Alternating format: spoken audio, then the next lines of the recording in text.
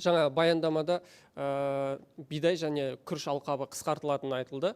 Енді бұл бағаға әсер ете ме? Бізде биыл жылдың соңында нан мен күріш бағасы қымбаттай ма? Жоқ, осындай бізде болжам жоқ.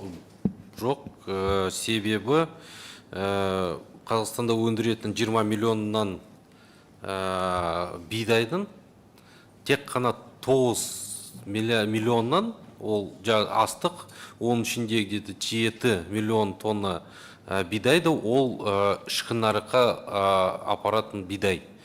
Толық қамтамасыз етеміз, ол нанға да, макаронға да, ұнға да арналған. Біріншіден, екіншіден тұқымға да 2 миллион тоннада жіберетін боламыз, қалғаны біз экспорттаймыз. Осыған байланысты осы қысқартын көлемдерінен алмай бидайды, ол экспортный объемдар біз айтамыз. Ішкі нарыққа да сұранысты толық қамтамасыз ететін болатын.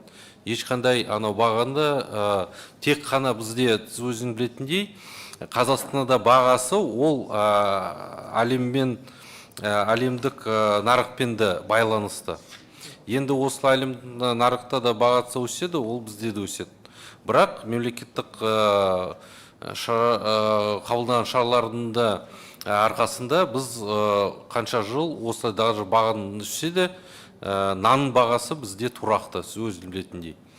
Енді күрішті айту керек, осы жылдан бастап біз тек қана осы су министрлігінің болжамға да сәйкес егістік жерлерді жоспарландық.